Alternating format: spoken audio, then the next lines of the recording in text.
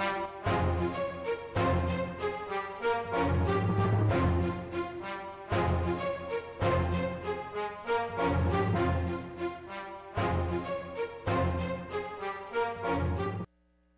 wrong camera. That's okay. Oh, hello.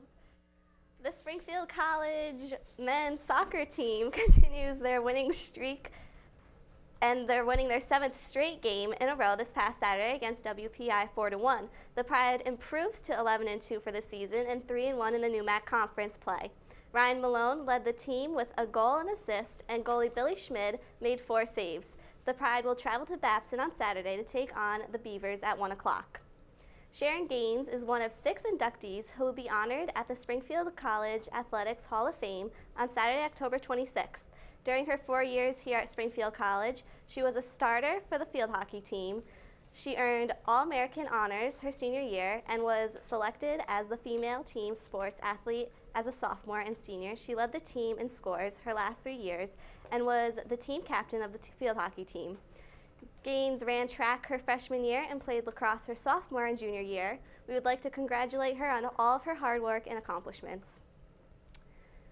The Springfield College women's volleyball team won both games against Westfield State and Plymouth State this past weekend. Josh Gaines has more on the matchups. Let's take a look. This past weekend, Springfield College hosted the annual Tom Hay Invitational at Blake Arena.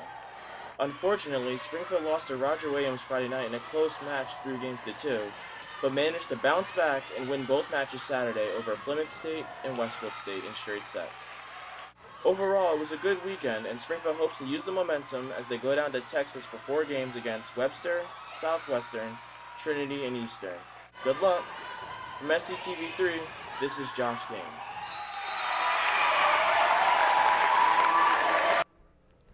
The women's volleyball team had another big win on Tuesday against Mount Holyoke. The Pride beat them in the first 3 sets, which included 17 digs and 9 kills. They will now travel out of the region, competing nationally ranked teams, including Eastern and Trinity, at the Trinity Fall Classic in San Antonio, Texas. We wish them the best of luck in their travels. Week 6 in the NFL was full of surprises, including the Patriots' last-second touchdown for the win against the Saints. Adrian Peterson returned to the field after the tragic death of his son, the shocking applause from the Texan fans after Matt Schaub's injury, and Andrew Luck's debut on Monday Night Football. Barry Bois has more on these headlines and a preview of Week 7. Let's take a look. The most exciting game of Week 6 was between the Patriots and the Saints. The Patriots scored a last-second touchdown, but when Tom Brady connected with Kembro Tompkins in the back of the end zone with 5 seconds left to pull off a stunning 30-27 win. The Saints looked like they had the game won when Tom Brady threw an interception with a little over 2 minutes left in the game.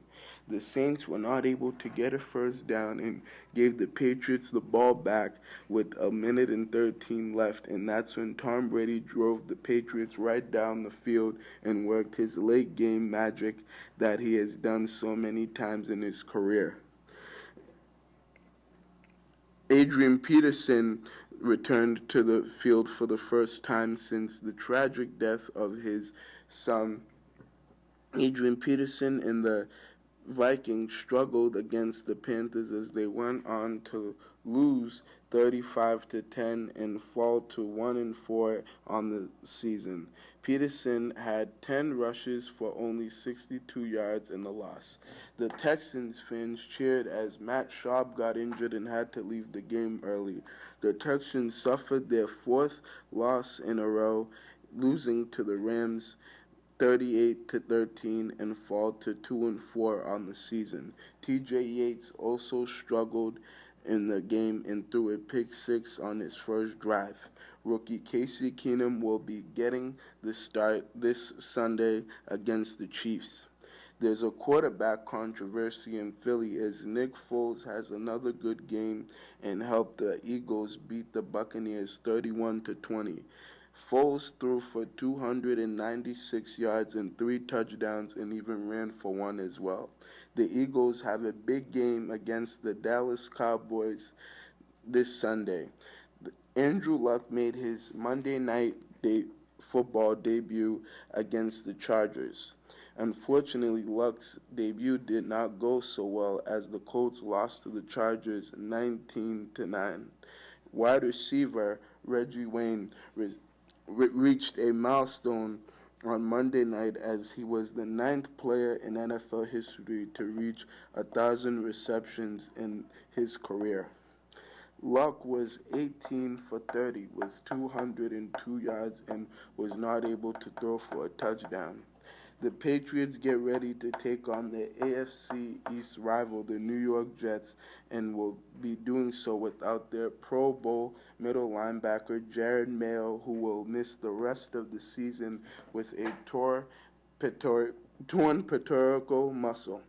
The Jets are coming off a tough loss to the Steelers last week and are looking to get revenge on the Patriots after losing to them in Week 2.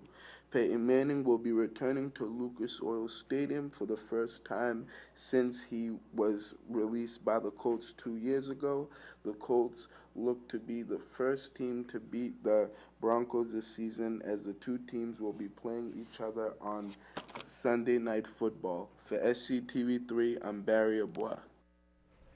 The MLS is in its first 2 weeks with the hometown New England Revolution just at a point of a playoff spot. For a complete MLS recap, here's Logan Mullen. The MLS playoff race is beginning to heat up, with very few playoff berths secured in either conference. Starting with the East, the New York Red Bulls have already secured a playoff spot, led by Thierry Henry and Tim Cahill, which resulted in them notching 53 points. Sporting Kansas City has also secured a playoff spot with 52 points, as KC was led in scoring this year by Claudio Bieler.